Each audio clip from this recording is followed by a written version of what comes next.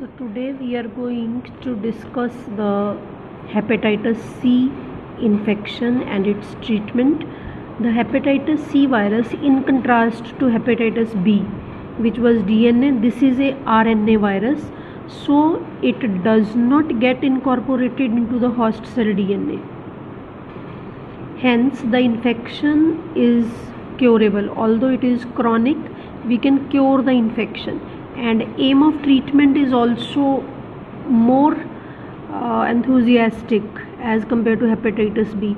Here we want to maintain the sustained viral response, means the HCV RNA levels become undetectable and they remain undetectable in host's blood for up to 6 months after the therapy. Sustained response. What is the response? Response is RNA levels become undetectable. And what means sustained? Sustained means it is so they remain undetectable for up to 6 months. Then we will see that in such cases where there is sustained viral response, the relapse rate is much low, significantly less. Now, what are the common drugs which are used in the treatment of HCV? We have two types of drug. One are the conventional non-selective drugs and other are the direct-acting antiviral drugs. Conventional drugs for HCV include ribavirin and interferon. Interferon, we have already discussed, is a non-selective for virus, but it is selective for the host, means only human interferon for humans, and is prepared by recombinant DNA technology. Ribavirin we will discuss shortly. So these are conventional drugs. Other group for HCV is the direct acting antivirals. They target the specific proteins of the HCV virus, and these proteins are non-structural. Protein can form the structure, protein can be functional protein which performs the enzyme. As you know, all enzymes are proteins in nature. So non-structural viral proteins which play various enzymatic roles in the viral replication. So these non-structural proteins, for which we have already developed drugs and are using them, they include NS3, non-structural protein type 3, or non-structural protein type 4A, NS3, NS4A, which are performing the role of protease, means they break the proteins. Protease is something which breaks down the proteins. Now, which proteins are broken, we will see with the mechanism. So we have non-structural 3 and 4A protease inhibitors like Simiprevir, Grazoprevir, Glycaprevir, Voxilaprevir.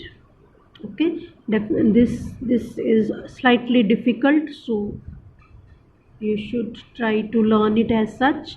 Then we have two types of polymerases: non-structural 5A polymerase, non-structural 5B polymerase. So if these are inhibited, there will be anti-HCV action. So non-structural 5A protein polymerase inhibitors are Decletesvir, Velpetesvir, Ladipesvir. And NS5B polymerase inhibitors, Sofosbuvir and Desabuvir. Okay, so classification of the drugs for HCV is slightly difficult. Two broad groups: the conventional drugs, ribavirin, interferon. Now, although these drugs are non-selective, but still because of the cost factor, they are being widely, extensively used. And the more selective ones are the direct acting antivirals, DARs, like protease and polymerase inhibitors. Okay, and depending upon the specific target is this classification. So in fact, this classification indicates towards their mechanism of action, which we will be discussing shortly, right? So coming to the ribavirin, ribavirin is a non-selective drug, as we have already seen that it is active against many viruses, DNA and RNA viruses, influenza A, influenza B, parainfluenza, respiratory syncytial virus, and all 6 genotypes of HCV, as well as it is effective in HIV also. Ribavirin, very important for a short note. It is a guanosine analog. Like other nucleoside analogs, it gets triphosphorylated intracellularly by the enzymes and interferes with the synthesis of guanosine triphosphate, and viral RNA synthesis suffers. So, interferes with the step of nucleic acid synthesis. Now, the biggest advantage seen with ribavirin is that resistance is quite uncommon, and its kinetics is also quite favorable with 64% oral bioavailability, and the absorption increases when it is used with the fatty meal. And elimination is by the renal route, so there is caution in patients with renal disease. We use ribavirin along with interferon alpha or along with sofosbuvir for treatment of chronic hepatitis C to achieve SVR, sustained viral response, maintaining viral RNA at an undetectable level for 6 months after treatment. As it is non-selective, effective in influenza A and B and respiratory syncytial virus also, but for these indications we will use it by the aerosol route. Now, this drug causes many adverse effects, as dose-dependent hemolytic anemia has been reported in 10 to 20% of patients.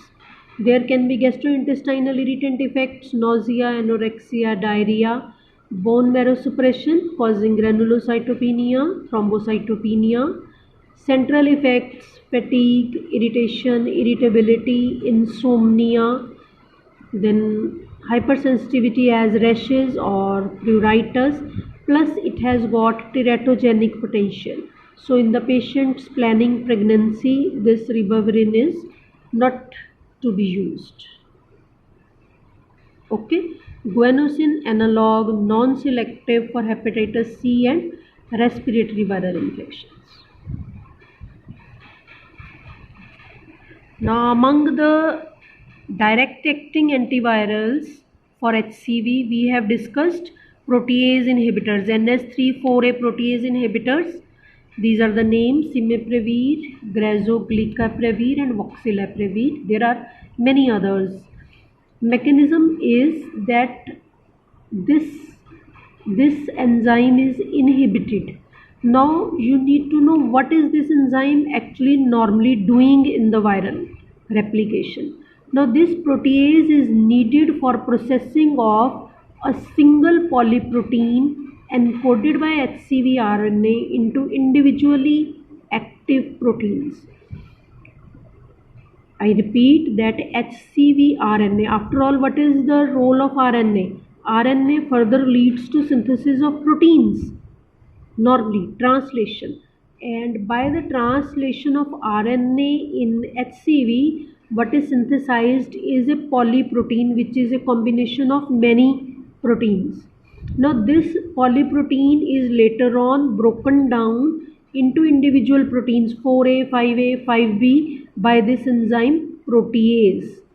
So if protease is not there, or if protease is inhibited, what will happen? This polyprotein will exist as such, it will not be broken down. So if it is not broken down, these will not be formed. It will be remaining in the virus as a large molecule polyprotein. It is not broken down into individual functional proteins. So the viral replication cycle will be inhibited. Is it clear, or should I repeat? This protease enzyme 3 and 4A are needed for breaking down the single polyprotein formed by viral HCV RNA into the individual functional proteins.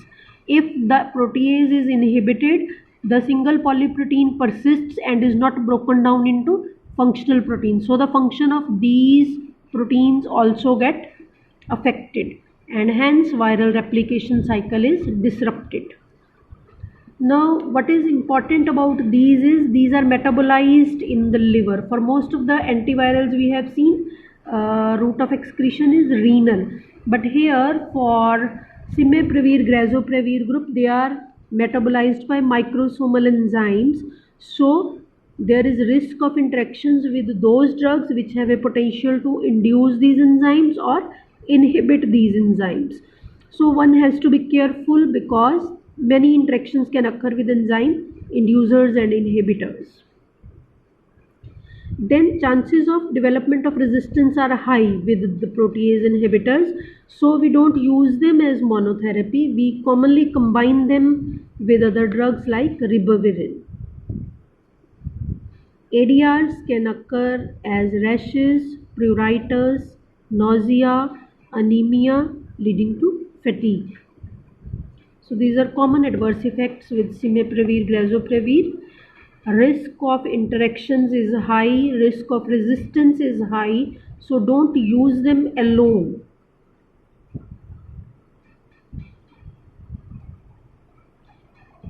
Next, direct-acting antivirals are NS5A polymerase inhibitors. They include Decletesvir, Velpatasvir and Ladipasvir. Now again we need to understand the role of NS5A polymerase. This is the HCV RNA polymerase. So it plays essential role in the replication of HCV RNA, in the assembly of the nucleic acid and the capsid and packaging of the daughter virions. So if NS5A is inhibited, the assembly will be affected, replication, assembly, packaging of daughter virions will be interfered with. Okay, so Declet, Velpet and Ladipasvir can interfere with viral RNA replication, assembly of the virion, packaging of the daughter virions. Now first two drugs, Decletesvir and Velpatasvir, are effective against all the 6 genotypes, whereas this Ladipasvir is not effective against genotype 2 and 3. It is effective only against 1, 4, 5, 6 and not effective against 2 and 3. They are also commonly combined with drugs like Sofosbuvir or Ribavirin, because otherwise there is a risk of emergence of resistance. So monotherapy is not indicated. They need to be combined with either conventional drug Ribavirin or they can be combined with other DAs.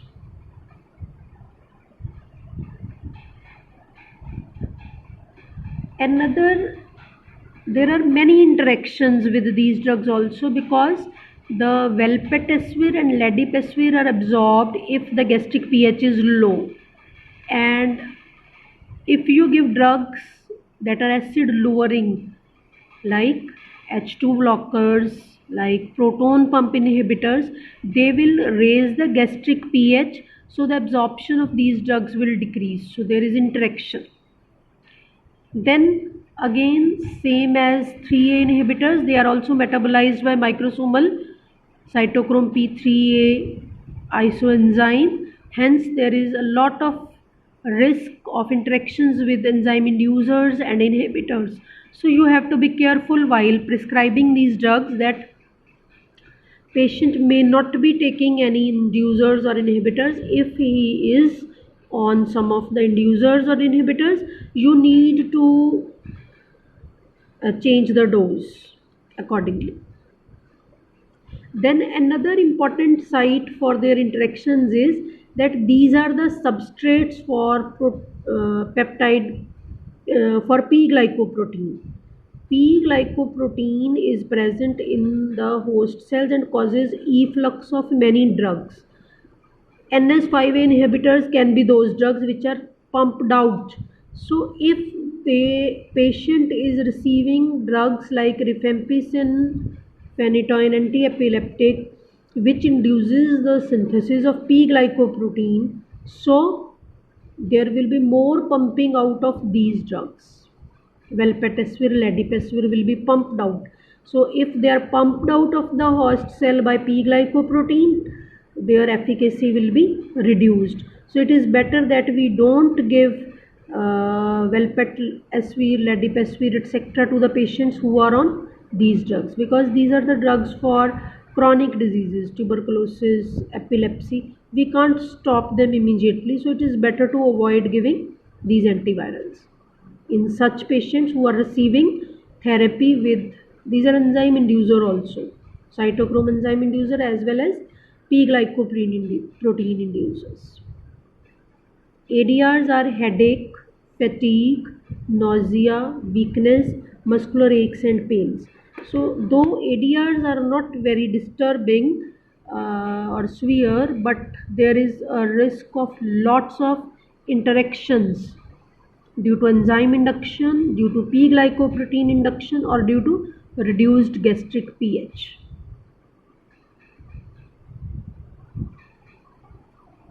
Next group is NS5B inhibitors, sofosbuvir and dasabuvir.